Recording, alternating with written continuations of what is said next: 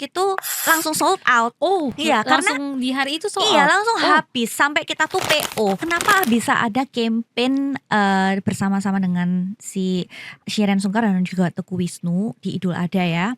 Itu tuh berawalnya tuh karena produk followersnya banyak, likes-nya banyak, komen-komennya juga banyak. Tapi ketika kita ajak kerjasama, komunikasinya itu tuh nggak bisa. Maksudnya apa ya?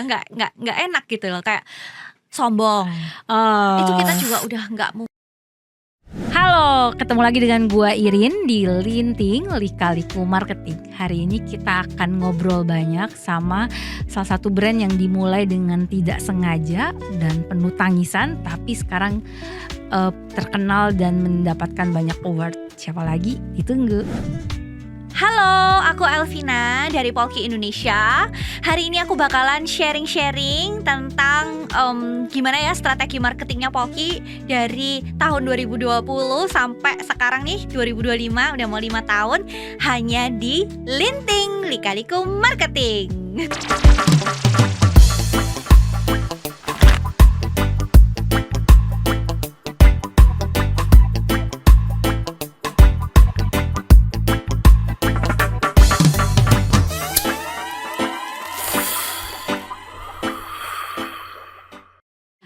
Oke, halo, selamat siang semuanya. Hari ini kita kedatangan salah satu brand yang kontennya viral pas Ramadan. Kemudian juga ini salah satu brand yang dari daerah tapi sudah meng-Indonesia nih. Nah, hari ini kita akan ketemu dengan the owner dari Polki. Kita perkenalkan Elvina. Halo El. Halo. Hai. Boleh gak sih Elvina bantu kenalin ke teman-teman nih kira-kira Polki itu apa dan Elvina itu siapa sih? Oke. Halo teman-teman, aku Elvina Gue. Aku founder dari Polki Indonesia, brand pembersih dari PT Cahaya Poles Mulia. Aku kenalin kali ya, apa ya itu Polki? Jadi Polki itu adalah brand pembersih dari PT-nya PT Cahaya Poles. Kalau Cahaya Poles sendiri itu sudah berdiri dari tahun 1994. Awalnya itu pabrik poles, tapi pada saat pandemi tahun 2020 kita ekspansi nih, bangun brand gitu ya, namanya si Polki ini gitu. Jadi lahirnya Polki itu tahun 2020 waktu pandemi gitu. Menarik. Sebenarnya Polki itu sendiri boleh tahu nggak sih El, itu sebenarnya dari nama apa Gitu ya. selain Poles mungkin kali ya? Ya, jadi Polki itu singkatannya adalah Poles Kilap. Oh, tuh Poles Kilap. Iya, jadi oke. kita berharap sih ibu-ibu ya, ibu-ibu di Indonesia itu bisa memberikan kenyamanan gitu ya untuk rumahnya gitu. Jadi perabotan di rumahnya itu bisa setiap saat berkilau, kinclong gitu. Biasanya kilap. ibu-ibu soalnya suka ya sesuatu yang kelihatan kinclong, bersih gitu, itu kayaknya apik gitu ya. Iya, betul sekali. Iya, iya.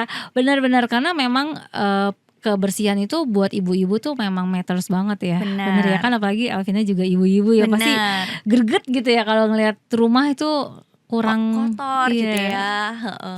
Sebenarnya tadi kan kita juga ngobrol sebelum di sini ya. Sebenarnya kan lahir Polki itu juga sebenarnya dari Elvina juga greget sama kebersihan di rumah ya. Betul, Benar gak sih? betul. Boleh gak sih sedikit Ceritain cerita ya. dong? Iya. Jadi waktu itu sebetulnya itu kan tahun 2020 lagi pandemi dan aku tuh lagi hamil waktu itu, anak pertama. Nah biasa ya ibu-ibu tuh kalau misalkan lagi di rumah gitu ya, itu tuh pasti kepingin rumahnya kelihatan nyaman ya kan. Nah waktu itu salah satunya itu aku kepingin bersihin kerak-kerak yang ada di kamar mandiku. Nah, pada saat itu tuh sebetulnya aku pakai produk kompetitor, jadi aku harus pakai sarung tangan sama pakai masker. Nah ternyata timku itu bilang, loh ibu itu kan lagi hamil gitu kan, ibu gak boleh pakai itu bahaya katanya gitu, bahaya untuk janinnya. Nah akhirnya tim R&D ini ngasihin produk yang untuk membersihkan kerak tapi yang aman untuk ibu hamil gitu. Jadi nggak perlu pakai sarung tangan, nggak perlu pakai masker gitu, nggak berbau. Jadi praktis gitu Praktis. ya. Nah terus aku cobain sih waktu itu, cobain dan aku tuh iseng share di Instagram story aku waktu itu. Nah waktu itu tuh nggak ada packagingnya, jadi kayak cuman di plastik gitu doang, terus aku pletetin gitu. Aku pletetin, terus aku Oles gitu. oles, terus aku gosok pakai spons biasa gitu kan. Nah terus teman-teman itu yang di story tuh pada nanyain, Vin kamu pakai produk apa gitu. Nah akhirnya dari situ aku buka questions nih, aku mau kirim nih tester buat kalian gitu yang membutuhkan gitu untuk 40 orang waktu itu. Nah ternyata antusiasnya cukup banyak, jadi aku kirim sampel 40 ke 40 teman-teman aku, dan mereka ketika mereka cobain feedbacknya itu bagus gitu ya. Jadi mereka juga cocok dengan produknya. Nah sampai-sampai nih mereka tuh tanya gitu, kalau aku mau beli lagi, ini beli di mana gitu kan. Jadi waktu itu awal sebetulnya nggak ada niatan tuh mau buat brand gitu, nggak ada niatan mau jualan gitu. Tapi ternyata teman-teman itu support gitu. Udah jualin aja gitu. Nanti aku mau beli di mana gitu. Akhirnya ya udahlah kita packagingin gitu kan. Kita packagingin dan kita coba untuk jual di Shopee waktu itu. Nah dari situlah akhirnya kita ada sampai hari ini. Jadi kelahirannya pun berkat keviralan di sosial media ya sebenarnya. Iya betul. Tapi waktu awal itu belum ini sih ya, belum sampai viral. Jadi memang kita itu cuman by word of mouth aja waktu itu dari teman-temanku, terus teman-temanku kasih tahu ke mamanya, mamanya kasih tahu ke teman mamanya kayak gitu. Tapi dengan seperti di awal dengan word of mouth aja itu ternyata penjualannya terus meningkat. Ya ada sih, cuman nggak banyak waktu itu ya. Jadi nanti mungkin aku ceritain juga ya yang bisa poin pas boomnya itu kapan gitu, atau sekarang? Apakah itu karena marketing dari pas kita lakukan campaign Lebaran? Apakah itu atau ada sebelumnya? Ada lagi sebelumnya. Okay. Boleh. Coba dong kasih tahu ke teman-teman kira-kira apa sih momen milestone yang pertama sampai akhirnya Polki langsung naik. Oke. Jadi sebetulnya ya waktu awal-awal itu kan just by word of mouth aja nih. Nah aku juga waktu itu tuh nggak terlalu yang kayak mikir aku harus melakukan strategi marketing apa nih gitu. Tidak dimulai dengan itu ya? Enggak gitu. Jadi aku santai aja sebetulnya di Polki ini, karena aku waktu itu masih ada pekerjaan yang lain yang di Cahaya Poles ini kan gitu. Nah terus tapi aku tetap sih kayak aku cobain ke beberapa influencer, aku pengen ngajak kerjasama. Waktu itu kan zamannya COVID tuh banyak banget ya influencer-influencer yang terlahir gitu ya di tahun COVID gitu. Nah aku coba nih approach ke mereka. Nah influencer-influencer yang aku approach itu memang followersnya mungkin udah banyak gitu ya, mega lah, bisa dikatakan mega gitu. Kebanyakan influencer mega itu tuh menolak untuk kerjasama sama Polki pada saat itu. Nah reasonnya mungkin karena Polki saat itu belum dikenal dan mereka tuh takut gitu ya, ini produk apa sih gitu kan. Terus followersnya juga gak ada gitu kan, paling cuman berapa tuh, belasan gitu, belasan doang gitu di Instagram. Nah setelah itu aku tuh berdoa juga ya sama Tuhan. Siapa nih Tuhan yang bisa gitu, yang bisa sesuai budget dan juga yang mau gitu. Nah akhirnya seiring berjalannya waktu aku ketemu nih sama satu influencer di TikTok. Nah Natasha Surya. Nah Natasha Surya itu brand ambassador sampai sekarang. Tapi waktu awal tuh kita nggak langsung jadikan dia brand ambassador ya. Jadi waktu awal itu aku cobain Polki ke Natasha Surya, memang niatnya mau endorse gitu kan. Nah tapi aku ngomong, ini Cici cobain dulu, kalau misalkan Cici nggak cocok itu nggak apa-apa, nggak usah direview, yang penting Cici cobain dulu aja gitu. Aku nggak expect dia itu harus posting di tanggal berapa. Aku nggak expect kayak harus ada brief seperti apa. Aku cuman suruh dia coba aja dulu gitu. Nah, terus suatu malam aku inget waktu itu aku lagi sama suamiku, lagi nyantai lah ya. Terus tiba-tiba handphoneku tuh bunyi Shopee gitu. Banyak banget gitu. Bunyi terus, kaget kan. Aku ngecek nih, loh kok tiba-tiba tuh banyak banget yang beli Polki gitu. Nah akhirnya aku tuh ngecek kan di TikTok. Oh ternyata Natasha Surya tuh lagi ngepost tentang Polki gitu. Dia ngepost tentang Polki dan ternyata conversion semua gitu. Sampai waktu itu tuh Polki tuh langsung sold out. Iya, karena langsung di hari itu sold out. Iya, langsung habis. Sampai kita tuh PO, open PO 2 minggu ya, 2 minggu. Maksudnya kita open PO terus selama 2 minggu tuh nggak ada yang ready stock. Itu tuh tetap berjalan selama terus ada yang open dan terus ada PO. yang PO kayak gitu. Nah dari situlah baru aku ngerasa oh Polki ini tuh ternyata banyak yang membutuhkan gitu. Dari situ baru aku ngerasa ini bisa kalau mau dibesarkan kayak gitu. Padahal sebelumnya ya aku nggak ngerasa ini tuh harus dengan marketing strategi apa gitu ya. Enggak. Jadi waktu itu nggak merasa seperti itu, tapi ternyata dikasih signal nih sama Tuhan, kamu bisa loh di Polki gitu. Polki ini bisa membantu loh untuk membantu orang-orang loh, ibu-ibu rumah tangga segala macam kayak gitu. Seperti itu ceritanya. Ya, menarik banget ya sebenarnya. Ternyata memang kadang yang memang kebetulan itu justru bisa menjadi hints terbaik ya untuk oh ya ternyata ini bisa jadi peluang baru di market yang baru juga ya. Gak ada yang tahu jalan Tuhan ya. Apakah itu juga termasuk dalam marketing campaign Ramadan yang viral kemarin ini? Apakah itu juga jalan Tuhan?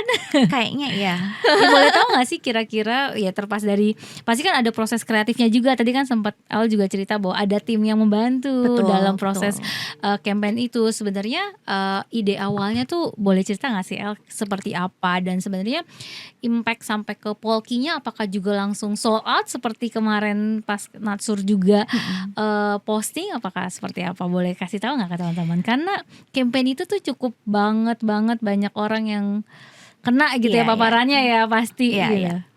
Sebetulnya campaign itu tuh karena berawalnya tuh ya karena produknya Polki yang ketiga. Jadi yang tadi aku cerita tuh kan yang pertama ya yang pembersih kerak itu yang Natsur tuh.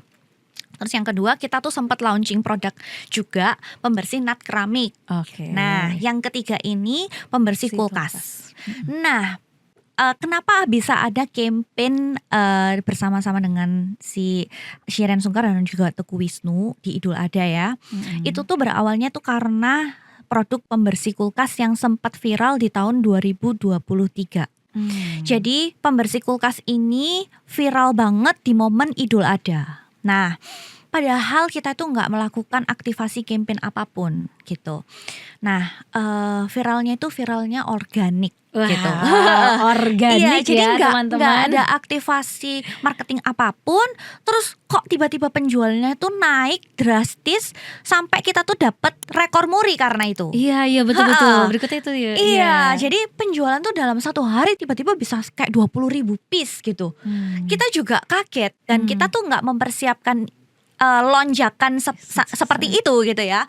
Sampai orang produksi itu kayak lembur-lembur terus abis gitu ya sangat bekerja keras untuk memenuhi permintaannya dari market gitu ya, dari masyarakat gitu. Nah karena di Idul Adha itu si pembersih kulkas ini naik, setelah kita analisa mungkin orang itu pada saat Idul Adha kan ini ya banyak menyimpan makanan-makanan gitu dan mereka mungkin ngebersihin kulkas setelah itu kayak gitu. Makanya di tahun 2024 kemarin itu kita yakin kalau misalkan di tahun 2023 itu tanpa campaign aja itu penjualannya tuh bisa ngebus gitu. Nah dengan adanya campaign pasti bisa lebih tinggi lagi gitu kan. Iya betul. Jadi awalnya tuh karena viral di tahun 2023 di momen Idul Adha. Akhirnya kita mau buat campaign lagi di tahun 2024 untuk meripit ya, mengulangi gitu ya. Mengulangi kesuksesan itu gitu dengan di campaignkan sebegitu, direncanakan campaignnya sebegitu terencananya gitu ya, sampai riset gitu, sampai kita juga konsultasi ke beberapa agency kayak gitu, karena ini tuh adalah benar-benar budget marketing Polki yang terbesar seumur Polki ada gitu ya.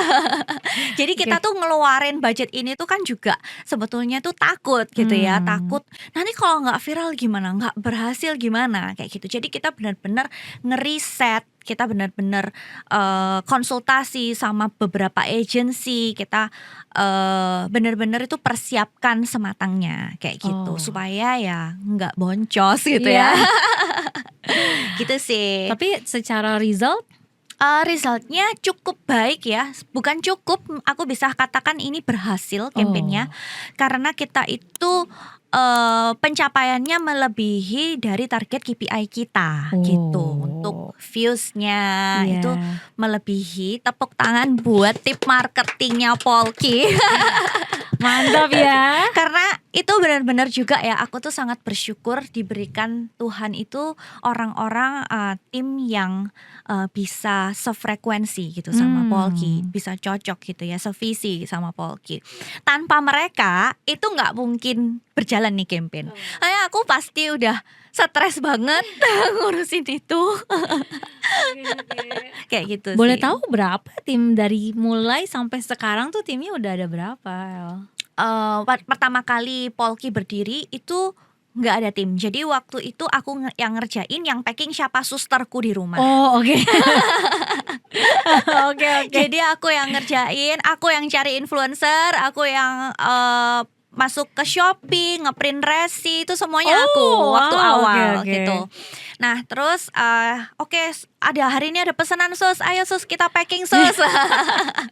Jadi susterku tuh yang bantuin gitu. Sus kan waktu itu hamil kan, udah mau melahirkan, jadi ada suster gitu. Nah si suster yang bantuin. Nah setelah itu aku baru mulailah tambah satu admin gitu ya. Satu admin nih, adminnya itu tuh ada di situ lagi. Ini dia ya. Ini dia adminnya. Nah jadi ada satu admin yang bantuin ngeprint resi, yang juga dia bantuin untuk packing, dia juga bantuin untuk ngurusin maksudnya stoknya di gudang kayak gitu. Nah terus seiring berjalannya waktu, tapi itu nggak langsung cepat ya.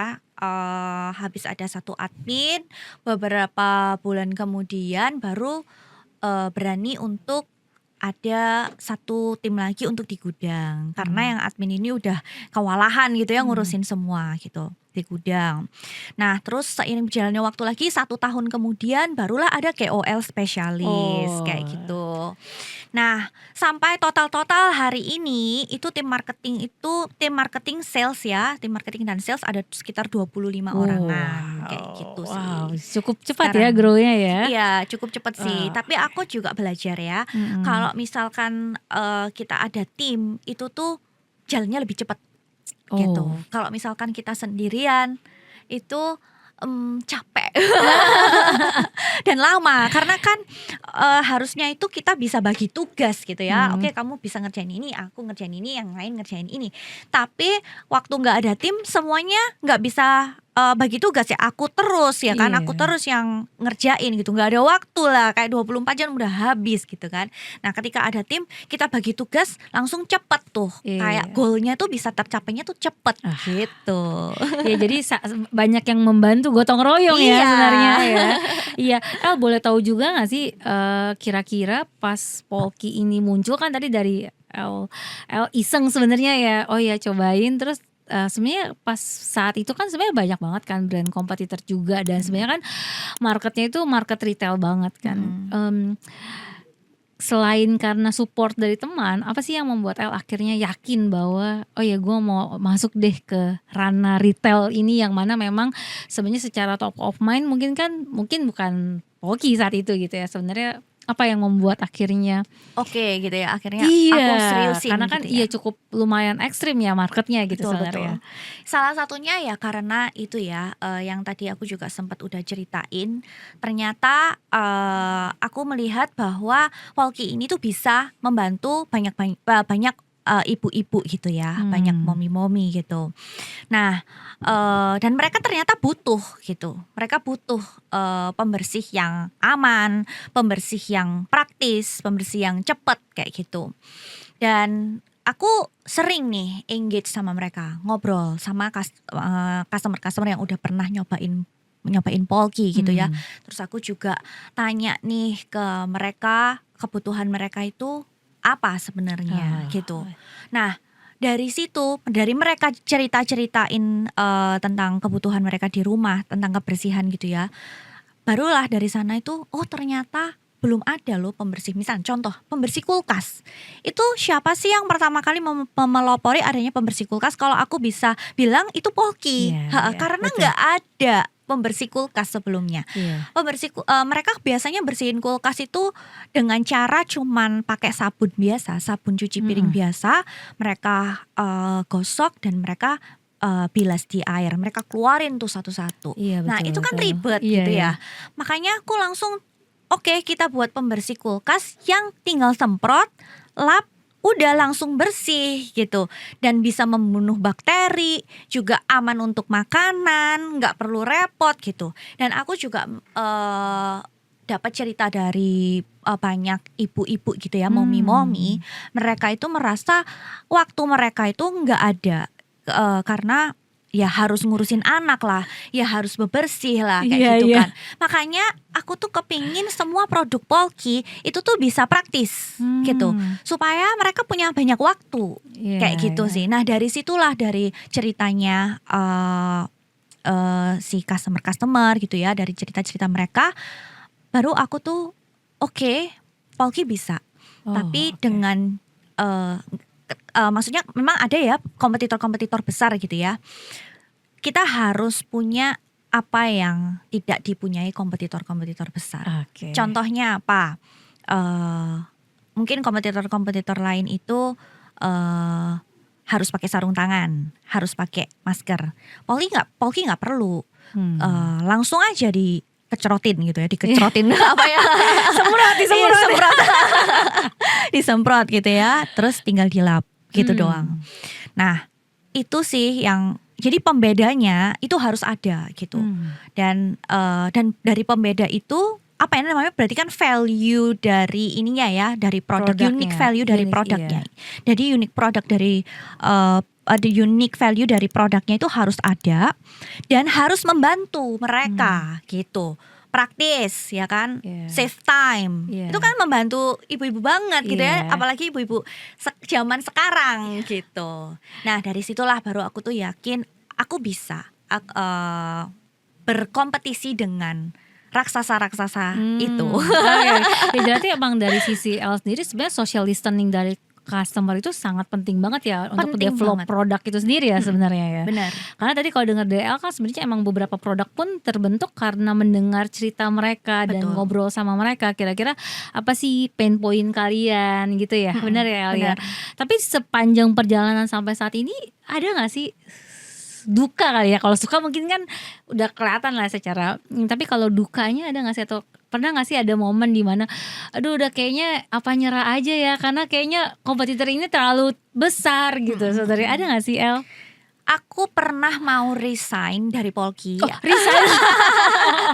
Jadi aku bilang sama suamiku, wes aku nggak mau ngerjain Polki lagi lah Beb, aku mau balik aja kerja di bank. Aku bilang gitu. Dulu aku kerja di bank gitu ya.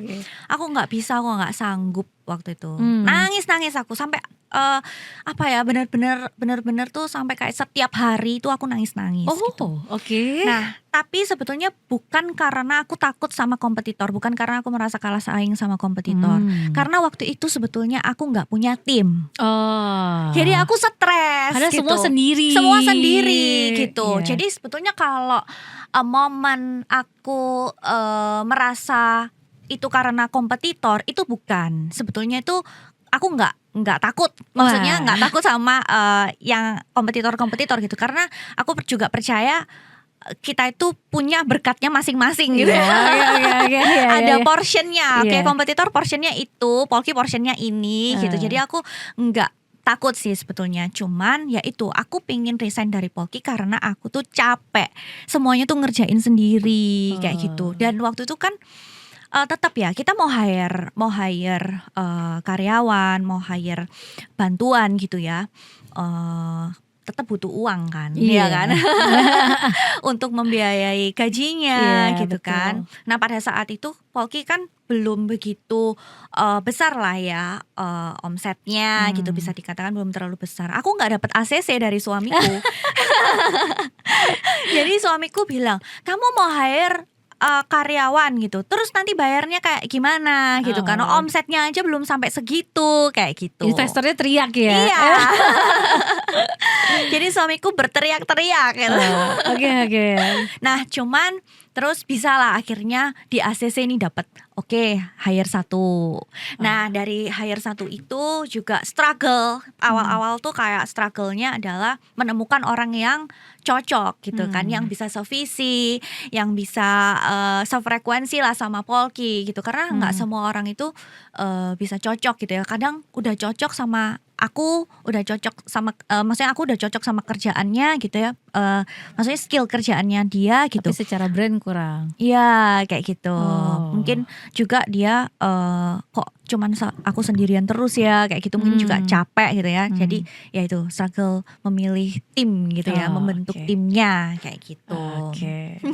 Tapi ya puji Tuhan seiring berjalannya waktu ternyata aku juga berdoa sih. Jadi aku berdoa nangis-nangis, Tuhan aku kalau misalkan memang ini itu Polki ini Engkau sudah nggak mengizinkan gitu ya, nggak apa-apa deh Tuhan, aku kembali aja kerja di bank. Tapi kalau misalkan Tuhan kepingin aku tetap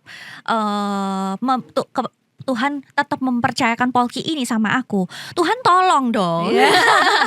Tolong kirimin aku, kasih aku tuh petunjuk siapa nih orangnya yang bisa bantuin kayak gitu.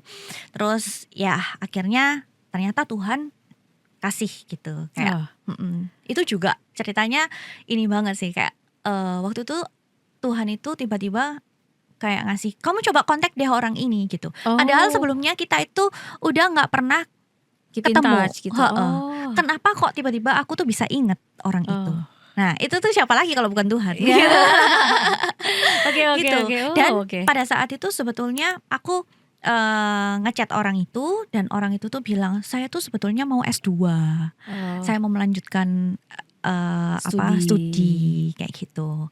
Ternyata nggak jadi S2, akhirnya gabung di tim Polki. Oke. Iya, menarik banget ya sebenarnya. Dari situ sebenarnya memang banyak pelajaran ya sebenarnya El ya. Nah kira-kira dari sisi pelajaran itu juga sebenarnya dari launchingnya Polki itu sebenarnya kalau Vina punya waktu nih untuk Elvina punya waktu untuk mengulang nih, ada nggak sih yang pengen diulang proses launchingnya, atau sebenarnya sampai saat ini udah happy banget nih dengan dari awal dia lahir sampai sekarang Polki itu? Apakah ada yang perlu diulang atau tidak? Ada.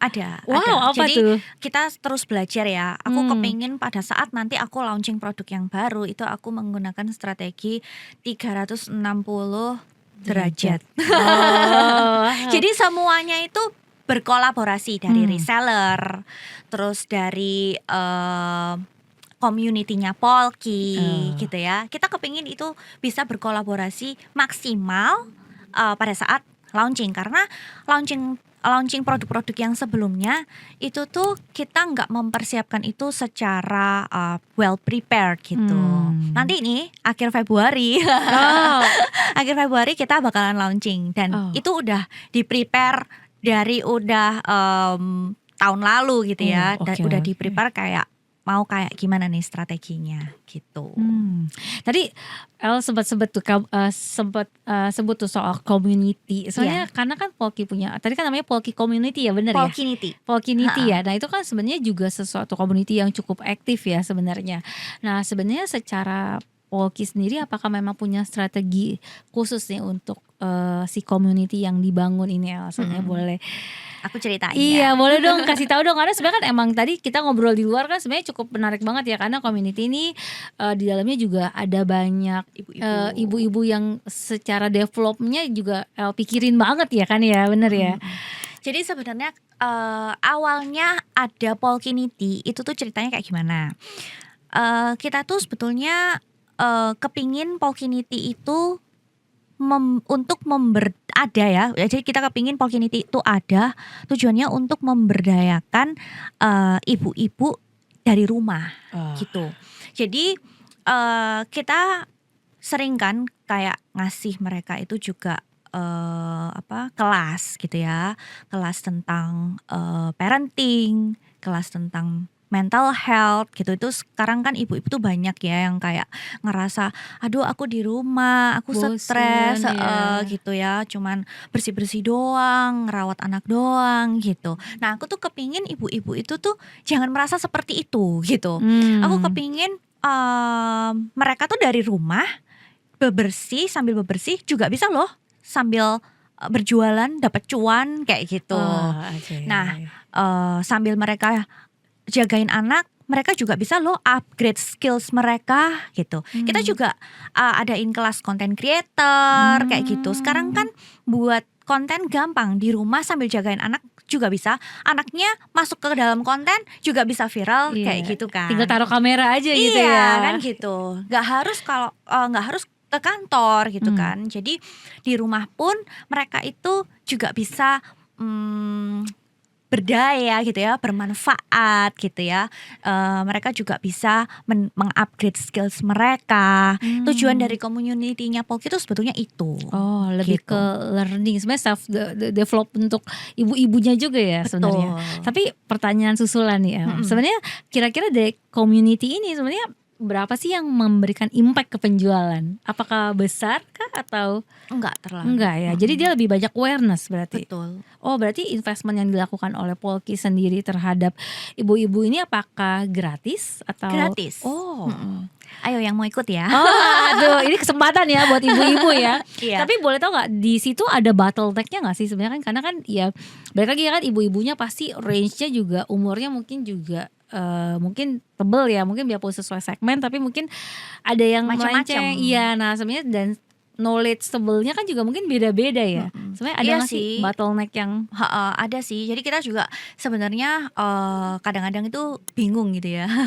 Gimana ya supaya kita itu bisa memenuhin kebutuhan mereka gitu. Kebutuhannya dari si mami-mami ini gitu. Karena kan beragam gitu yang ada di dalam komunitas ini tuh beragam. Jadi kita juga sometimes tuh harus menggodok gimana ya idenya, kita buat eventnya kayak gimana ya supaya ibu yang ini tuh kebutuhannya terpenuhi tapi ibu yang satunya juga kebutuhannya terpenuhin.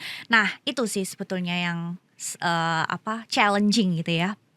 Oh oke. Jadi sebenarnya memang ya community itu kan emang benar-benar mesti hearted banget ya, mesti pakai hati banget. Betul. Ya karena kan kalau komunitinya nggak pakai hati kayaknya pasti akan jadi satu arah gitu. Benar. Ya. Kalau El sendiri sebenarnya secara komunitinya tuh masih deep down banget atau udah ada tim, atau El sudah sendiri sempetin waktu kah untuk ngobrol di dalam komuniti itu atau gimana?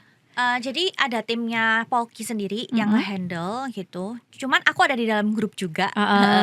Aku ada di dalam grup dan sometimes ketika kita lagi webinar bareng, kita lagi kelas bareng. Nah, itu tuh aku juga ikut. Oh, gitu. Oke. Jadi masih ya setidaknya masih ikut di dalamnya ya. Masih.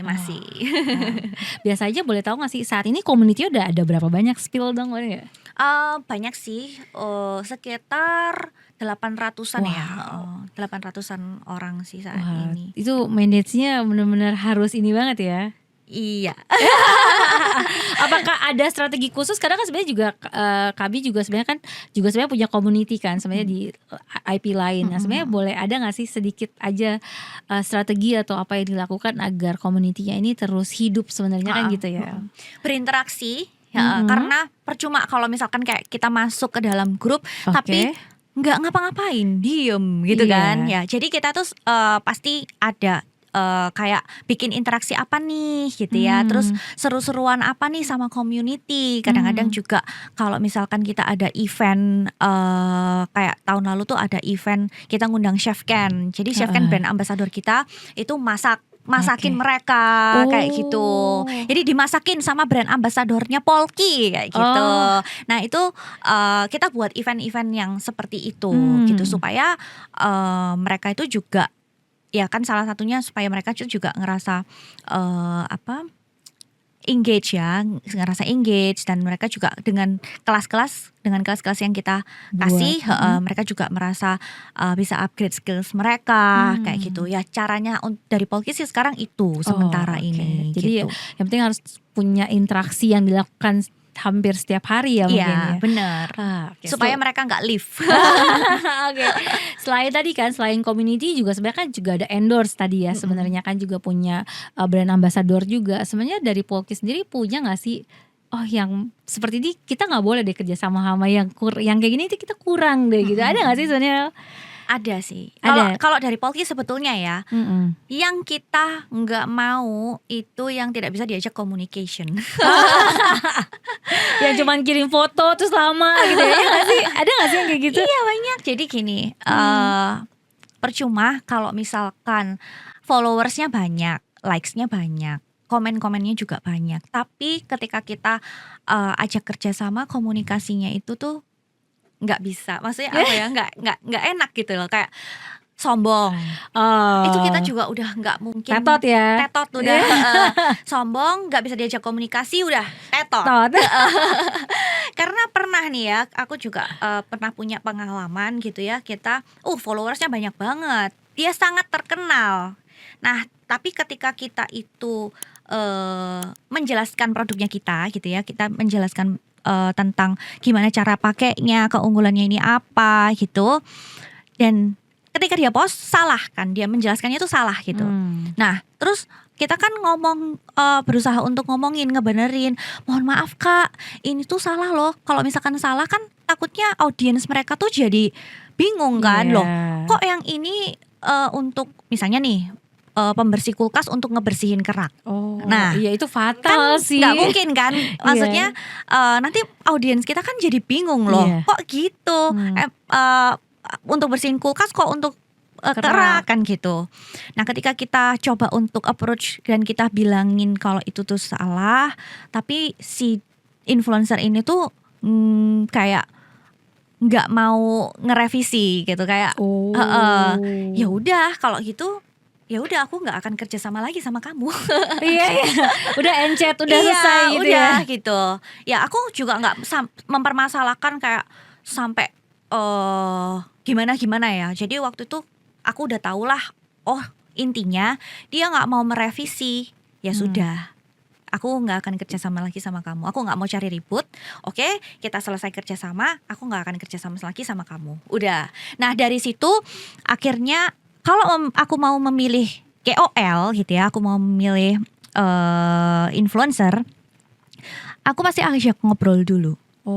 Enak nggak nih ngobrolnya? Ini ya, ketemu nggak secara frekuensi ngobrolnya? Bener gitu ya. Nah ketika kita udah nemu, cocok nih, ngobrolnya juga enak, orangnya jingjai lah gitu ya.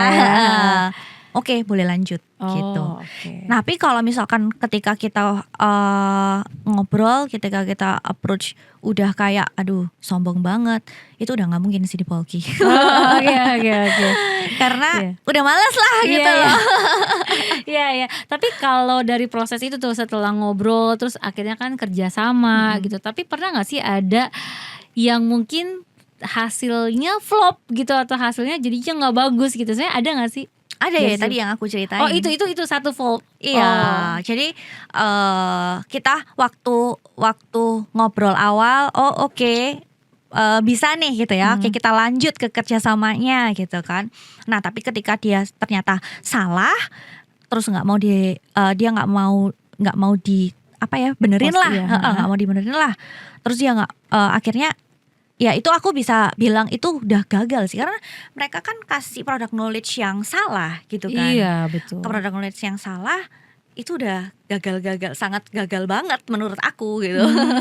Oke. Kayak Iya. gitu. Jadi ya memang sebenarnya influencer tuh kadang gitu ya. Iya kadang-kadang. Nggak Tapi banyak nggak ya, banyak kok. Oh. Nggak banyak, tenang. Tenang ya. Iya. Soalnya memang sebenarnya kan saat ini juga Polki kan sebenarnya ya kalau dilihat kan memang besarnya di digital ya, di Betul. online marketing ya sebenarnya kan ya. Memang jadi kebutuhan dari inline dari sosmed sampai ke akhirnya generate to revenue itu pasti emang akan banyak impact dari sisi KOL dan influencer ini Benar. sendiri ya. Tapi sebenarnya dari sisi L sendiri sudah punya belum sih mitigasi nih kalau misalkan ternyata online platformnya ini tiba-tiba Tutup gitu ya. Iya. Gitu kira-kira ada gak sih mitigasi plan-nya? Karena kan mungkin sampai saat ini ya kalau kita boleh lihat kan sebenarnya emang besarnya memang di Digital. Iya di digital kan itu. Iya sebetulnya kita juga ada sempat sih kayak ketakutan itu. Kayak contohnya ya TikTok Shop waktu tutup. Iya Waduh, itu dia. Iya. Itu kan hampir 6 bulan kan Iya, ya. itu nangis-nangis deh. Sedih banget gitu. Iya. Sedih banget gitu. Nah, makanya tahun 2024 kemarin kita itu masuk ke offline gitu. Oke. Jadi kita juga sudah mempersiapkan planning kalau misalnya nih TikTok Shop pernah tutup gitu ya. Tiba-tiba nanti kalau misalkan Shopee atau yang lainnya juga seperti itu, ya kita ada offline ini. Nah, selain offline ini yang paling penting itu database customer. Jadi database customer kayak oke. Kadang tuh orang lupa loh sama database customer. Jadi mereka cuman catat tuh guys. Ini penting banget ya, betul iya, ya. kadang orang lupa. Yang penting omsetnya gitu kan. Iya. Yang penting omsetnya tinggi gitu. Tapi mereka tuh lupa menyimpan database itu. Jadi kalau kita punya database customer, kalau misalkan digital itu tutup gitu ya kita kan punya database customer kita. Bisa di-approach Bisa sendiri ya. di-approach gitu kan. Seperti itu. Jadi database penting ya, nomor telepon, namanya, terus mungkin alamat emailnya. Tapi kalau alamat email tuh juga di online sih ya. Iya di online. Berarti rumahnya nih perlu. Jadi kalau misalkan nggak bisa ngemail, nggak bisa telepon, datengin ke rumah. Ya benar. Itu bisa jadi salah satu caranya juga ya sebenarnya. Oke. Seperti itu. Ya sebenarnya boleh tahu nggak sih berikutnya rahasia penjualannya itu melesat sampai bisa punya brand awareness yang tinggi, terus juga kan sampai dapat rekor muri, terus juga dapat award. Sebenarnya ada nggak sih strategi atau rahasia yang boleh di-spill gitu sebenarnya El? Kalau selain produknya bagus ya. Iya. Kalau aku sih yang benar-benar paling aku ngerasa sangat berpengaruh gitu ya terhadap omset gitu ya. Engagement itu sih sama customer gitu. Jadi itu yang kalau kita nggak engage sama customer, kita nggak tahu kebutuhan dia gitu. Tapi kalau ketika kita engage, kita tahu kebutuhan dia, terus kita menciptakan produk yang tepat gitu kan, tepat sesuai kebutuhan. Nah, dia pasti akan beli lagi gitu loh sama Polki, karena mereka udah trust, terus mereka dikasih solusi lagi, pasti mereka akan repeat. Kayak gitu sih. Itu yang menurut aku. Tapi menarik deh El. Sebenarnya kan mungkin pas masih kecil El punya banyak waktu tuh untuk itu ya mendengarkan. Tapi sekarang sudah besar, apakah masih benar-benar ada sesi khusus kah? Nggak bisa semua. Tapi kita ada survei. Survei pelanggan gitu. Ada survei, kadang kita telepon kayak gitu. Jadi ada timnya sendiri. Ini nih tips ini nih berarti sebenarnya tetap dilakukan ya. Berarti survei ke customer, betul. Terus kita kadang juga ngobrol-ngobrol dengan customer. Itu ada timnya sendiri. Ada tim yang khusus melakukan itu. Jadi semacam riset pasar tapi ke customer sendiri juga. Betul. Gitu ya. Kayak gitu. Jadi ada tim CRM lah ya namanya. Jadi ada tim CRM-nya yang kita tuh bisa ngobrol-ngobrol ngobrol sama customer kita, terus kita cari tahulah apa nih feedback dari mereka, kebutuhan mereka saat ini tuh apa. Terus kadang itu ya ngobrol biasa aja, nggak tentang produk, kita mendengarkan si customer ini tuh curhat, itu juga bisa. Oh, tapi pemilihan customernya itu Kenapa? dari mana? Dari mana ya? Ya customer kan mungkin banyak banget kan. Nah, itu pemilihannya yang di telepon atau yang mana yang di engage itu Tergantung sih tujuannya sebetulnya. Waktu itu kita ambil customer yang retention rate-nya itu tinggi. Kayak gitu. Jadi memang ada departemen khusus ya untuk pikirin itu ya. Ada. Itu yang mungkin salah satu yang jadi insight ya buat banyak brand lain yang mungkin tapi aku nggak tahu ya, mungkin brand lain sudah lebih besar kali ya.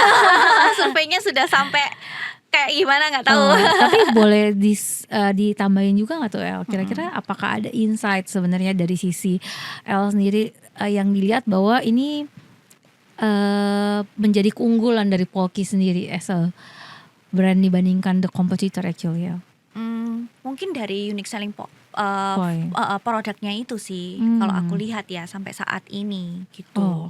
Makanya aku tuh nggak suka kalau misalkan aku buat produk yang sudah dibuat oleh orang lain gitu. Aku tuh selalu ngomong yang ini yang niche dong, sesuai kebutuhan masyarakat, tapi harus ada pembedanya gitu. Soalnya kalau nggak ada pembedanya, ya sama aja dong sama produk itu, sama produk kompetitor misalnya gitu ya.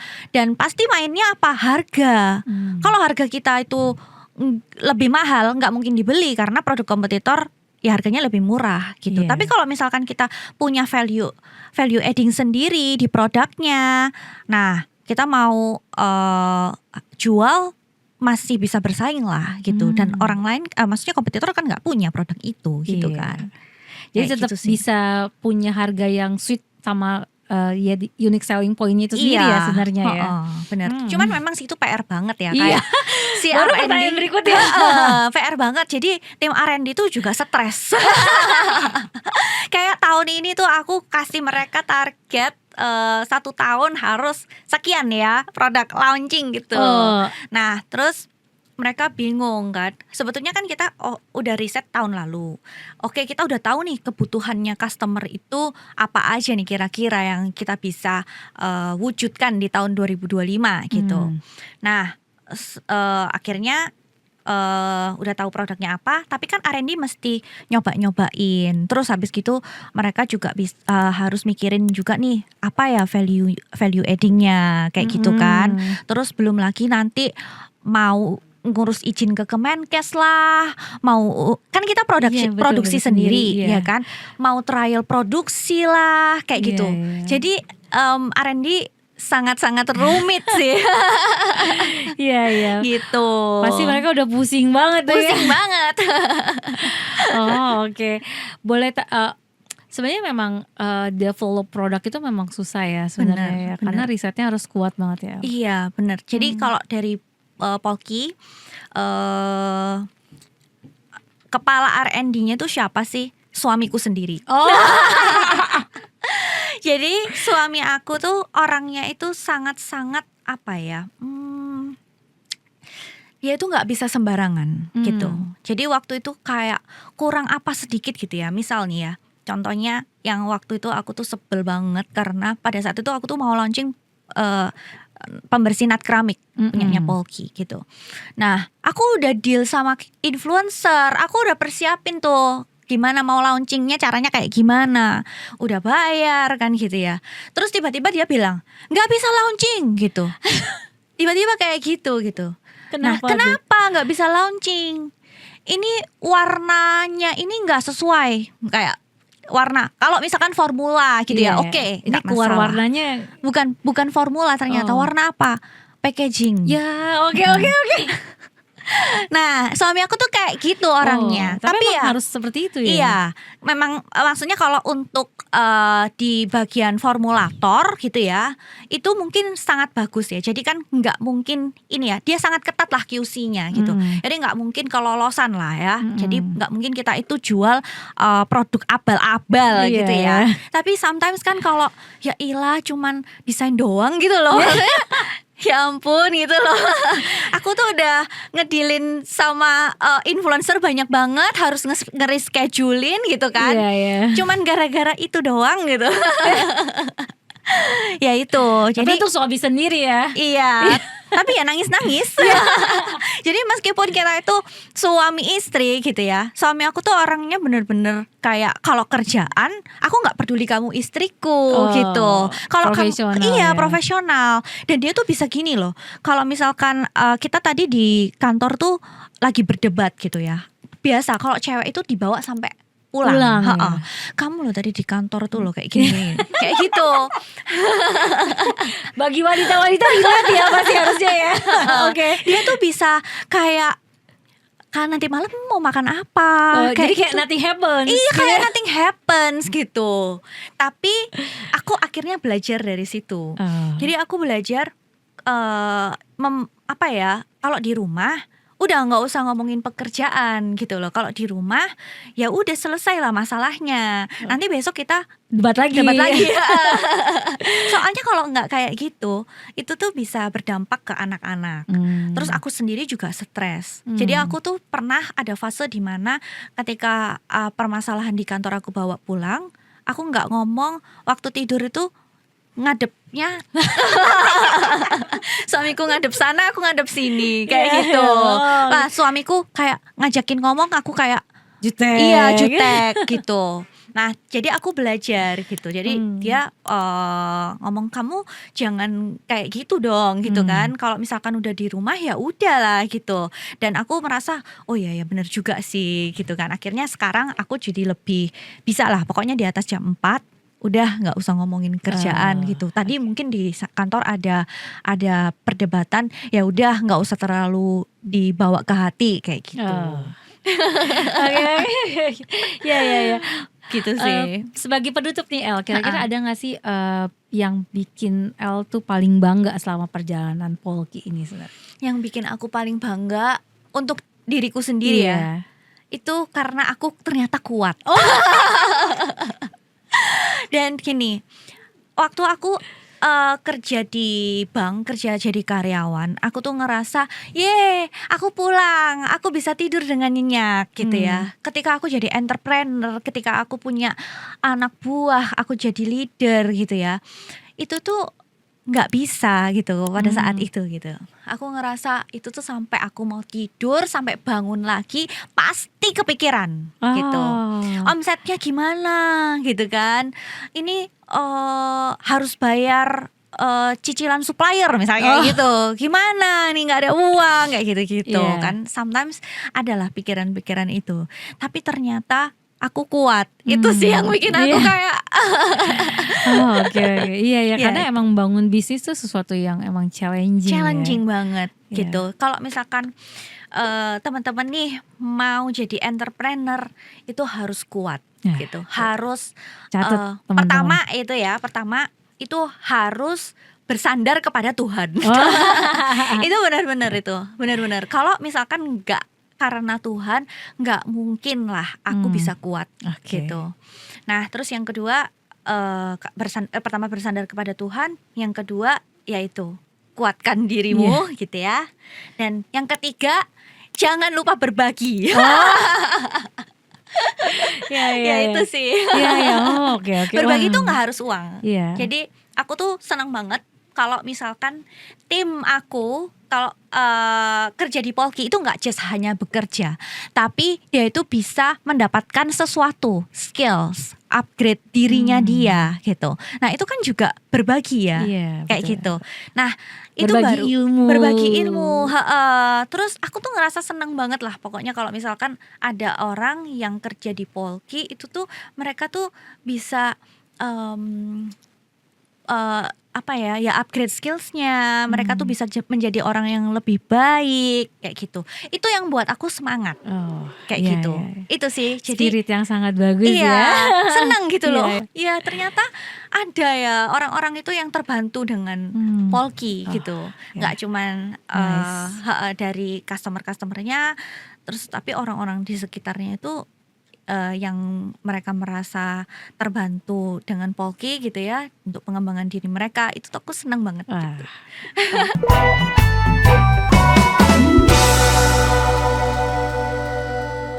Wow, thank you. Kita masuk ke segmen berikutnya nih El. Ini Siap. segmen yang paling aku suka, mungkin El nggak suka. Influencer marketing atau digital ads? Kalau misalkan disuruh pilih influencer atau digital ads, aku pilih digital ads. Kenapa gitu ya? Karena itu biayanya paling murah. Oh, itu lebih murah ya? Iya ya. Kita production konten sendiri tuh. Nah, nggak perlu bayar influencer ya kan. Terus setelah itu kita bisa atur nih jangkauannya. Iya, ya benar kan? sih. Udah bisa kita setting sendiri Betul, ya. kita setting gitu. Kalau si influencer, mahal kan pastinya. Nah terus habis gitu jangkauannya ya jangkauan dia aja, followers dia aja gitu kan. Nah tapi kalau si digital ads ini lebih meluas sih aku pikir. iya. Dan kenapa sih ya, kalau aku merasa itu biayanya lebih murah sih daripada kita endorse gitu. Ini nih, dihujat konsumen atau ditipu vendor? Dihujat konsumen atau ditipu vendor? Ditipu vendor aja deh. Soalnya kalau misalkan dihujat konsumen itu benar-benar serem sih. Dihujat konsumen, dihujat netizen itu aduh menakutkan Iya, gitu ya. menakutkan ya. Sampai viral, waduh mati gua. Tapi kalau misalkan dibohongin vendor, ya kita marah-marah aja. Iya, benar. Ya udah dibohongin vendor, kita marah-marah, uang bisa dicari lagi. Tapi kalau hilang kepercayaan dari konsumen gitu ya, hilang kepercayaan dari netizen, waduh itu susah Lebih mahal ya ongkos marketingnya ya. Iya. Oke. Kualitas produk nomor 1 tapi susah jual, atau harga bersaing di pasar tapi kualitas jelek? Wah, ini mesti sama suaminya nih harusnya. Kalau aku tetap kualitas nomor 1 sih. Kualitas nomor 1 ya. Tapi susah dijual, nggak apa-apa, kita punya value kok. Cakep. Iya pasti ada aja gitu yang se-value, se-frekuensi dengan produk kita. Benar. Kehilangan konsumen lama atau gagal menarik konsumen baru? Kehilangan konsumen lama atau gagal narik konsumen baru? Gagal narik konsumen baru deh. Sebentar. Kehilangan konsumen lama atau gagal narik konsumen baru? Waduh ini bingung banget sih. Gagal narik konsumen baru fix nih. Kenapa ya? Karena kalau kehilangan konsumen lama itu kan sebetulnya berarti kan dia itu sudah cocok gitu ya. Kalau misalkan gagal narik konsumen baru, kita bisa coba lagi nih pakai produk-produk yang lain. Kayak gitu. Truly pembisnis guys. Berarti belum aja, kalau konsumen baru berarti belum cocok aja kan. Launching produk baru lagi aja ya. Gitu kan. Iya benar. Resiko gede demi peluang gede atau jalan aman growth pelan? Kalau aku jalan aman growth pelan. Aku bukan tipe orang yang risk taker. Yes, betul kayak gitu. Iya. Produk banyak retur atau campaign gak ada impact? Produk retur nggak apa-apa deh. Wah ini kalau ini pengen tahu kenapa? Kalau campaign nggak ada impact itu kita sudah bayar mahal gitu ya. Campaignnya nggak ada impactnya tuh sedih banget gitu ya. Tapi kalau produk banyak retur itu kita bisa analisa dulu returnya kenapa gitu kan. Terus kan kita nggak ngeluarin budget yang tinggi gitu kan. Iya. Oke. Balik lagi ke budget ya. Bener. Tuh, Natasha Surya atau Chef Ken? Sulit banget ini, ya ampun. Harus memilih kan. Maaf Disclaimer loh ya. Punten loh ya. Aduh. Ini susah banget nih bikinnya. Susah banget. Natasha Surya atau Chef Ken? Iya ini sulit banget sih sumpah. Harus milih. Aduh. Natsur. Maaf ya Chef Ken. Bukan kenapa-napa, cuman kan sama Natsur kita udah jalin hubungan tuh lama banget gitu ya. Tapi kalau misalkan nggak mau milih sebetulnya ya, ini dijebak banget ya. Gak apa-apa Chef Ken, tenang, hatinya tetap masih sama Chef Ken gue ya. Benar. Buktinya kita sampai sekarang juga masih bekerja sama Chef Ken. Oke. Wow, ini menarik banget nih topik hari ini nih. Kita banyak banget dapat insight Thank dari you. El, apalagi juga tentang perjalanan membangun brand itu ternyata memang penuh dengan tangisan ya sebenarnya ya, penuh dengan tangisan dan tetap harus kuat gitu ya El. Benar. Kira-kira terakhir banget nih El, punya gak sih pesan untuk teman-teman yang mungkin brand ataupun yang baru, mungkin ibu-ibu mau membangun usaha juga, mungkin El punya gak sih sedikit Pesan ya. pesan ataupun tips untuk mereka gitu mungkin? Kalau untuk pesannya ya itu sih, kalau untuk membangun brand ya, pesannya kita harus kuat gitu ya. Tipsnya yaitu tadi ada 3. Kalau dari aku ya, itu kita harus pertama bersandar sama Tuhan. Mau membuat sesuatu gitu ya, kita harus ceritain nih, Tuhan aku tuh kepingin buat ini gitu ya. Kalau misalkan Tuhan mengizinkan, tolong bantu aku gitu. Kalau Tuhan gak mengizinkan, ya udah gak apa-apa, pasti Tuhan punya rencana lain gitu ya. Nah pokoknya kalau misalkan rencananya ini itu sudah sesuai dengan rencana Tuhan, sudah direncanakan oleh Tuhan gitu ya. Nah itu tuh pasti berjalan lancar. Tapi kalau kita maksa, sebetulnya Tuhan tuh nggak mau kamu di situ gitu ya. Itu tuh pasti nggak akan berjalan lancar kayak gitu. Itu sih tipsnya. Terus habis gitu yang kedua, ketika kita udah terjun, kita harus kuat. Dan yang jangan gampang menyerah lah, dicoba aja dulu banyakin kelas juga, maksudnya ikut-ikut kelas mungkin kalau misalkan bingung, dan networking kalau menurut aku ya, karena networking itu sangat-sangat penting ketika kita bernetworking sama orang-orang yang mungkin oh dia sudah berhasil nih melewatin ini gitu ya, kita belum berhasil. Nah itu tuh kita bisa belajar dari network kita gitu, gimana sih caranya supaya bisa seperti dia kayak gitu. Oke. Wow. Ya itu sih. Oke, thank you banyak nih El untuk insight-nya hari ini. Banyak banget yang bisa kita ambil dan mungkin bisa jadi salah satu ini ya, pegangan buat beberapa orang dan banyak orang di luar sana, untuk apalagi ketika mereka mau bangun brand ya. Sebenarnya akan jadi sangat menarik banget untuk bisa membuat mereka semangat, yes gue bisa juga nih kayaknya gitu ya El ya. Oke, thank you banyak waktunya